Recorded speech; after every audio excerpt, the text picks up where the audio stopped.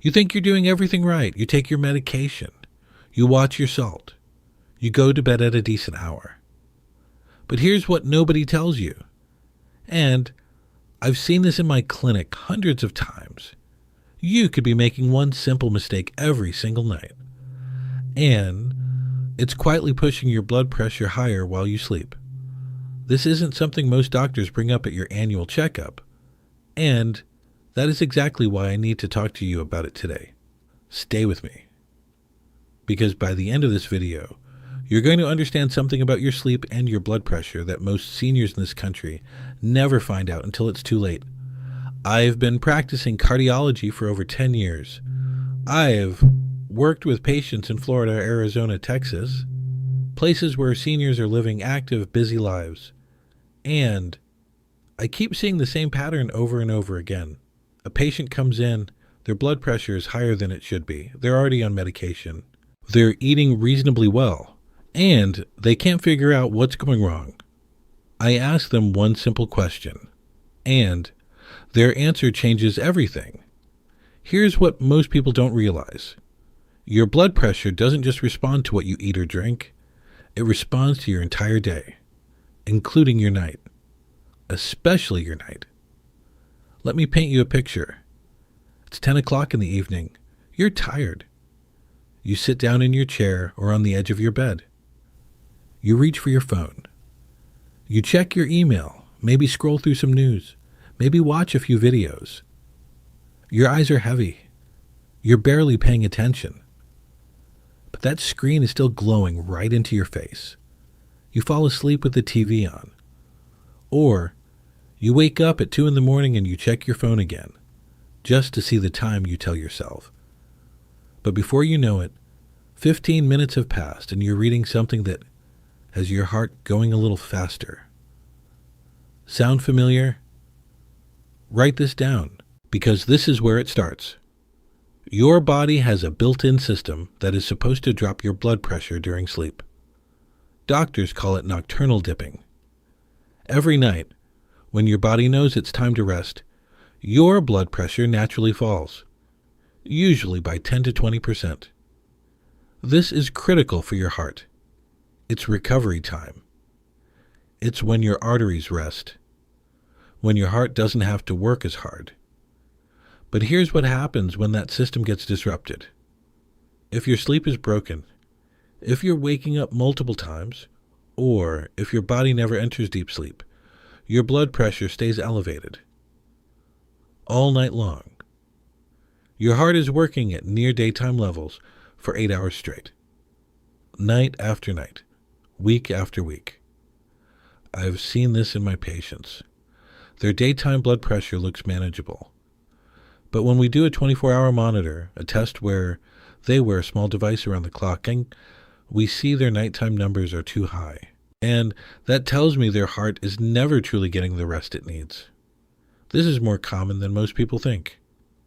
Now, the question you're probably asking yourself right now is, why is my sleep broken in the first place? And this is where it gets interesting, because the answer isn't always what people expect. There are actually several things that could be quietly wrecking your sleep and your blood pressure at the same time, and most of them are completely fixable. Let me walk you through them one by one. The first one is something almost every senior in America is doing right now, and that's sleeping with light, either from a TV, a phone, a bright clock, a street light coming through the curtains. Even low levels of light exposure during sleep have been shown in recent studies to affect your cardiovascular system overnight. Here's why that matters. Your body uses darkness as a signal. When it gets dark, your brain produces melatonin, a natural hormone that doesn't just make you sleepy, it also helps regulate your blood pressure. Melatonin sends a calming signal to your arteries. It helps lower your heart rate. It prepares your whole cardiovascular system for rest. But when there's light in the room, even a small dim light, your brain gets confused. It produces less melatonin. And your body doesn't fully shift into that nighttime recovery mode.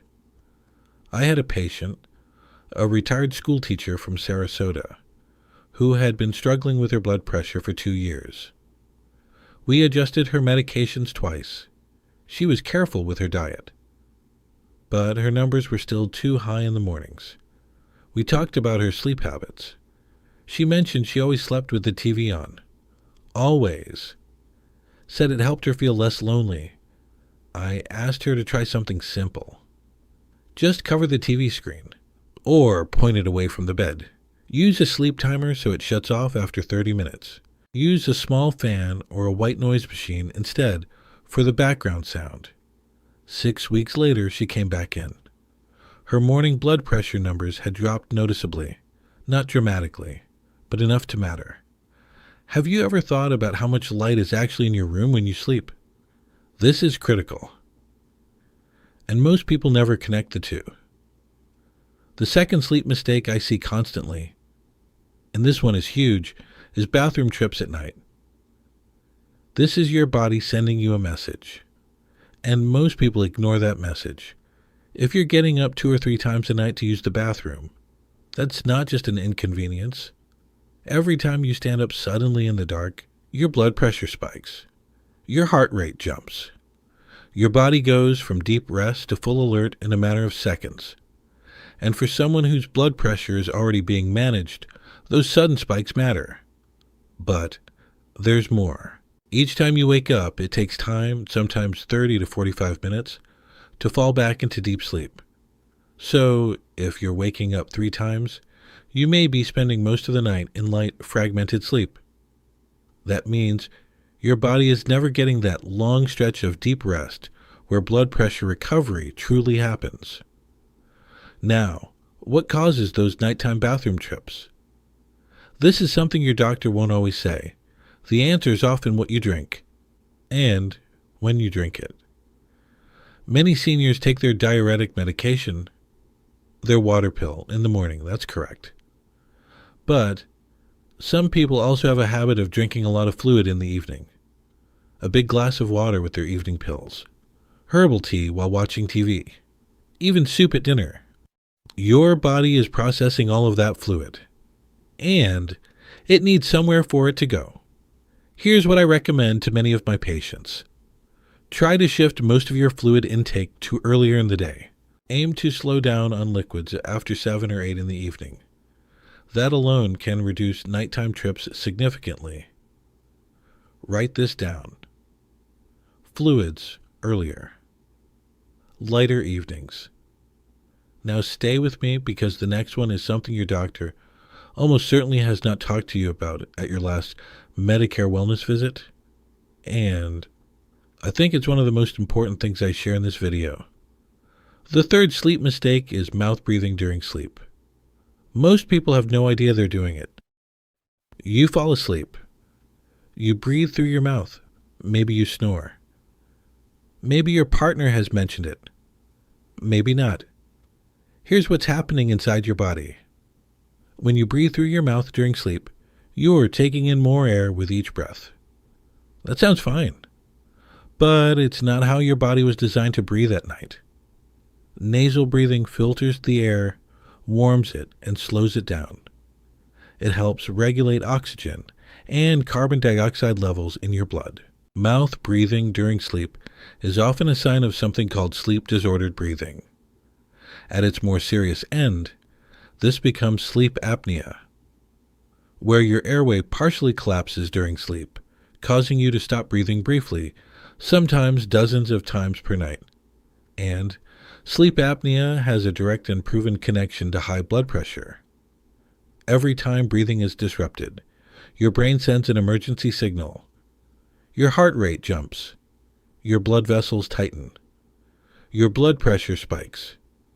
And your stress hormones, cortisol and adrenaline, flood your system.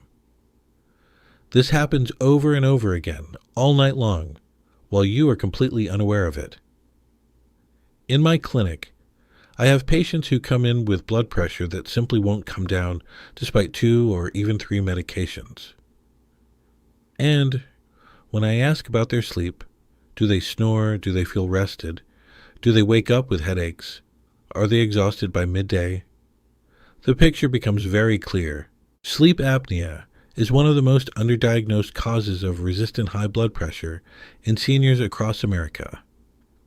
Here's what I want you to think about. Do you wake up in the morning feeling tired, even after a full night of sleep? Do you snore? Does your partner say you sometimes sound like you stop breathing for a moment? Do you get morning headaches? If you answered yes to any of those, I want you to bring this up at your next doctor's appointment. Ask specifically about a sleep study.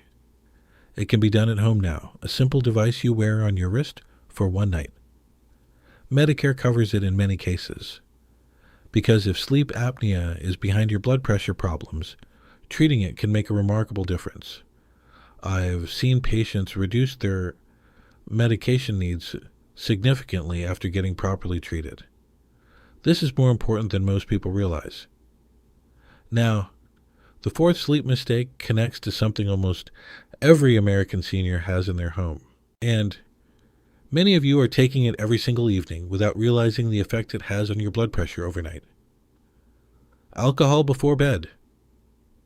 I know. Many of my patients in the 60s and 70s have had a glass of wine or a small cocktail in the evenings for decades. It's a habit. It feels relaxing.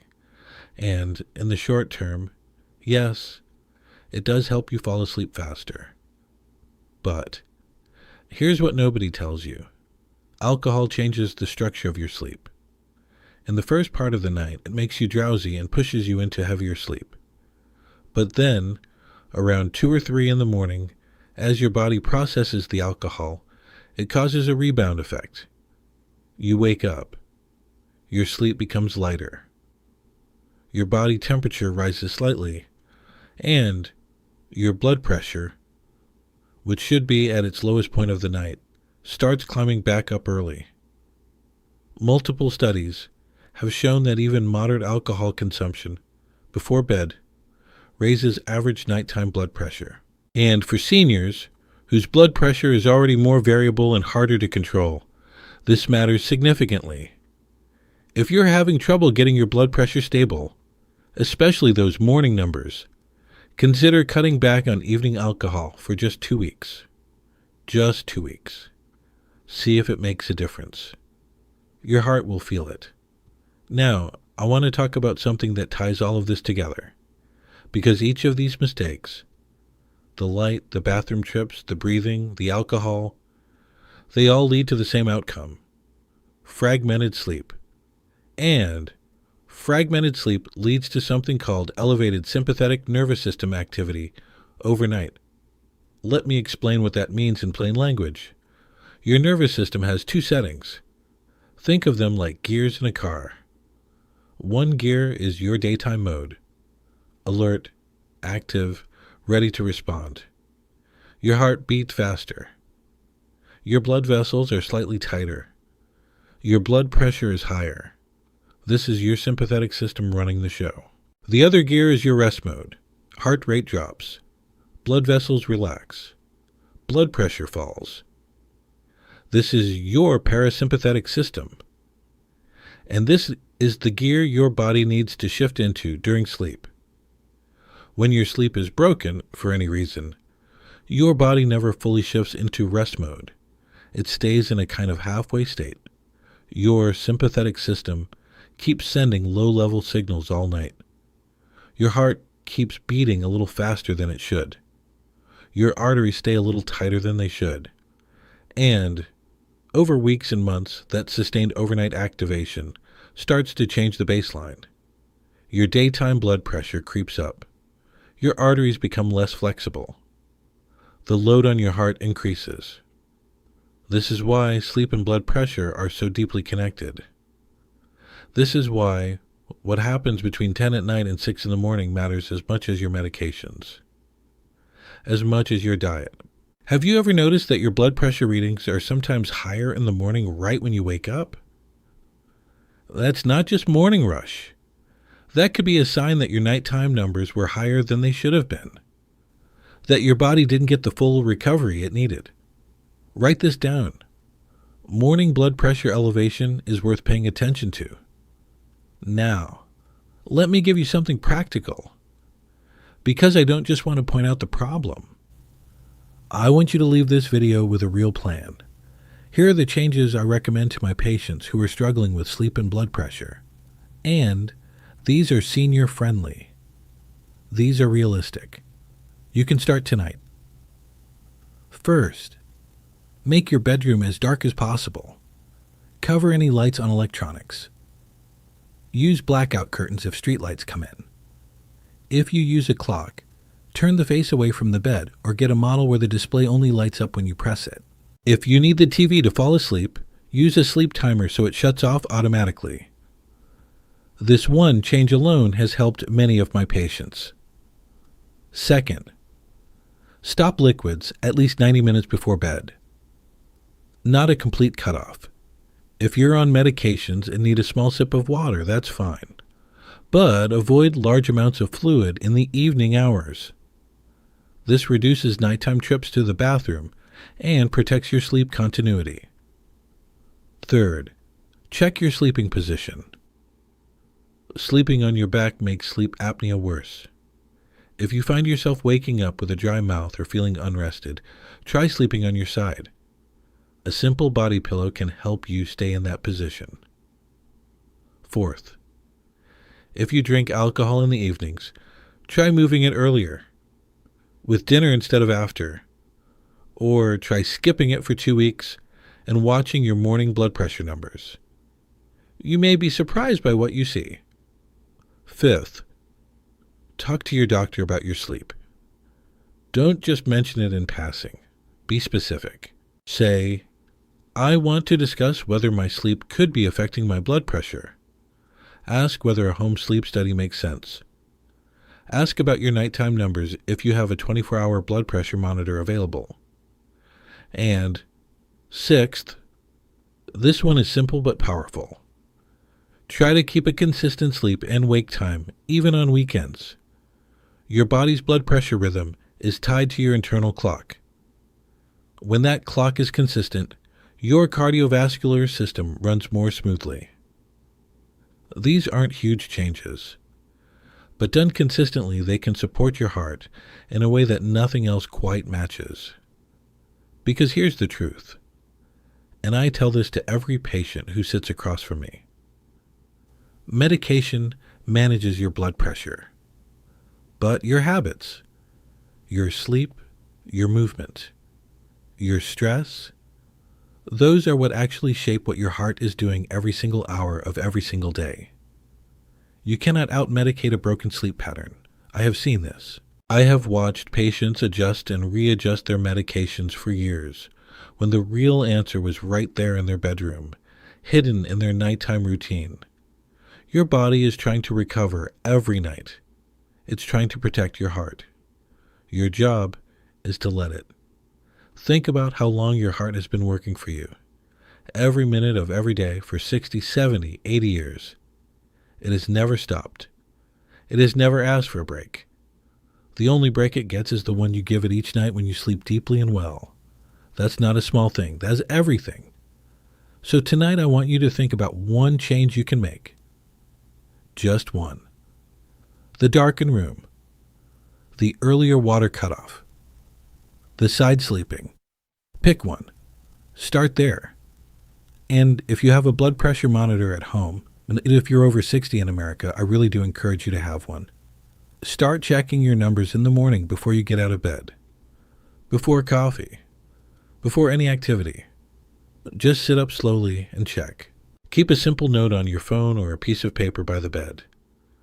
3 or 4 mornings in a row will tell you a lot about what's happening overnight. Share those numbers with your doctor. Be your own advocate. No one knows your body better than you do. I've seen patients make these changes and come back to my office genuinely surprised, not because it was a miracle, but because for the first time, their body was actually getting the nighttime rest it needed. And their blood pressure reflected it. Your heart is resilient. It can recover. It wants to recover. You just have to give it the right conditions. Small adjustments, done consistently. That's what this is about. That's what this channel is about. If this video helped you understand something you hadn't thought about before, I'd love for you to subscribe. Every week I share information like this. Practical, clear, research-backed. Designed specifically for people like you who are paying attention to their health and want to stay ahead of problems before they become serious. There's another video I've linked right here that covers something closely related. The time of day you take your blood pressure medication and why it may matter more than you think. That video has helped a lot of viewers, and I think it will help you too. Take care of your heart tonight. It's counting on you.